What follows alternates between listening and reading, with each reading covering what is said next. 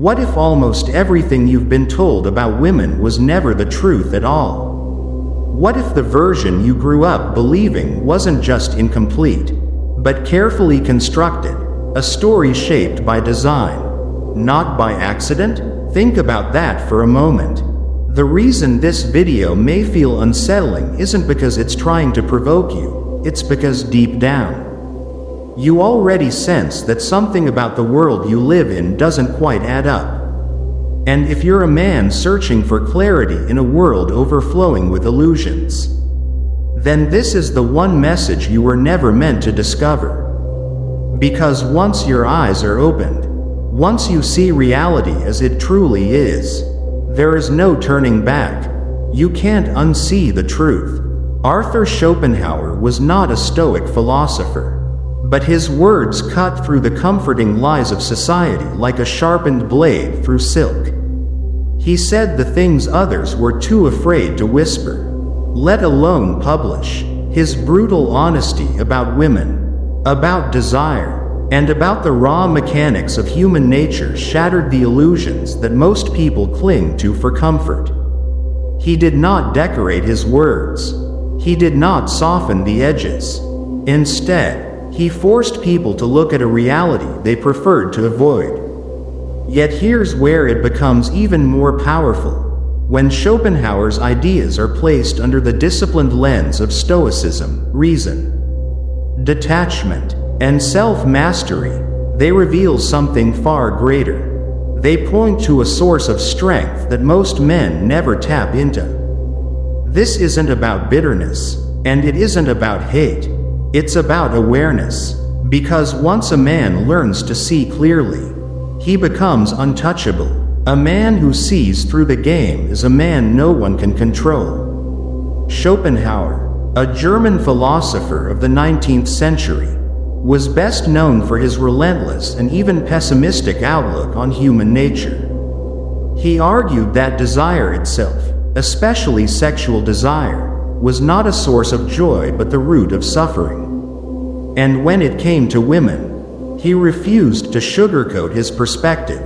His essay on women became infamous because it stripped away the polite illusions society preferred to maintain. He described women as masters of appearance and subtle manipulation, suggesting that their beauty, behavior, and emotional intelligence were not shaped for truth, but for survival and influence.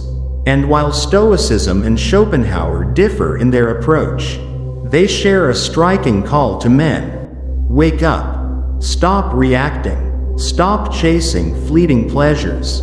Train yourself to see reality for what it truly is. As Marcus Aurelius once wrote, if you are distressed by anything external, the pain is not due to the thing itself, but to your estimate of it. What Schopenhauer did was question, even attack, the world's estimate of women. He pulled back the veil. And once the veil is removed, you begin to see not only women differently, but also the hidden source of your own power. And that is exactly where we begin. Because in the next part, we'll explore how this clarity can reshape the way you see both women and yourself. And now, it's time to face some of the raw, uncomfortable truths that Arthur Schopenhauer believed. Truths that Stoicism helps refine, temper, and redirect. The first, women use emotion, not logic. Schopenhauer argued that women were more emotionally driven and less capable of abstract reasoning. To him, this wasn't a moral flaw but a design for survival. Emotions, after all, are neither good nor bad. They are simply forces that move us. But here's where Stoicism steps in. As Epictetus said, it's not what happens to you, but how you react that matters. If a woman reacts emotionally, the Stoic man does not mirror her storms. He doesn't get pulled into the tide. Instead, he holds the frame. He stays composed, unshaken, and silent if necessary. He doesn't argue pointlessly. He watches. He observes. And by doing so, he remains in control. The second truth. Beauty is a weapon. Schopenhauer believed that a woman's physical beauty was not merely a gift of nature, but a carefully evolved tactic, something designed to attract, to bind, and ultimately to control. Marcus Aurelius once reflected, "How soon will time cover all things? And how many it has covered already." Beauty fades, and yet countless men lose themselves in pursuit of it, chasing shadows that vanish with time. The Stoic reminder is simple but powerful: physical attraction is fleeting. Character, peace, and purpose, these are eternal. A man anchored in these values cannot be enslaved by beauty alone. The third, manipulation through need. Schopenhauer claimed that women create a sense of scarcity, making themselves appear indispensable. They craft the illusion that they must be chaste, that their silence, their distance, their withdrawal holds the key to a man's validation. And what happens? Most men run after it. But the Stoic man refuses. He does not chase, he chooses. He does not beg for attention, he builds his worth from within. He lives by an unshakable rule: do not explain, do not complain. His value is not borrowed from another's approval, but forged in his own discipline. And finally, the fourth, marriage as a trap. Schopenhauer was relentless in his criticism, seeing marriage as a structure that chained men into servitude while granting women control. Yet Stoicism offers a counterpoint. Marriage itself is not evil, it is unconscious choice that brings ruin. A Stoic man does not marry out of desperation, loneliness, or lust. He does not make lifelong commitments from fleeting feelings. Instead, he evaluates with reason, not impulse. He considers with clarity, not blind desire. As Seneca wrote, "He who is brave is free," and freedom is the ground from which every wise choice must begin.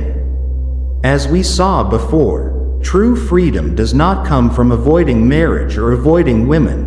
It comes from entering every choice, every union, with clear eyes and a steady soul. That clarity is the essence of Stoicism. But what does it mean for you? Right now, the man watching this? It means reclaiming control over the three things that determine the quality of your life. The first is your attention. In today's world, attention is the most valuable currency you own. It is more precious than money, because money can be earned back. But once attention is given, it is gone forever. Women don't always need your wealth, they need your focus, your gaze, your energy. And the moment you hand it over carelessly, you lose a part of your value. That's why the Stoic man learns to become scarce. He doesn't scatter his focus everywhere. He chooses carefully where his mind goes. Protect your attention as a king guards his kingdom, because once it is lost, everything else begins to crumble. The second is your emotional response. Every time you chase, argue, plead, or explain yourself endlessly, you are handing away your power piece by piece. Ask yourself, what would happen if, instead of sending 10 desperate messages, you sent none? What if, instead of overreacting to her silence, you embraced your own? There is strength in restraint. There is clarity in stillness. Karma doesn't need your help to balance the scales. Sometimes silence is the loudest response you can give. The third is your mission. You were not born simply to serve as someone's emotional support system. You were not placed on this earth just to soothe moods or to be a backup plan. You were born to create, to think, to lead, to fulfill a purpose larger than yourself. And if she disrespects you, dishonors your values, or plays games, then walk away, not with anger, but with power, Because nothing unsettles someone who thrives on control more than realizing they can no longer influence you. Schopenhauer was right about one thing. Illusions are everywhere. They wrap themselves around desire, around relationships, around society itself. But when you combine his ruthless clarity with Stoic self-control, something changes. You become the man who sees through the game. You stop chasing. You stop pleading. You stop explaining. And that is the turning point, because once you master yourself, no one else can ever master you. If this video sparks something deep inside you, leave a comment with the word clarity. And don't forget to subscribe, because this journey is only just beginning.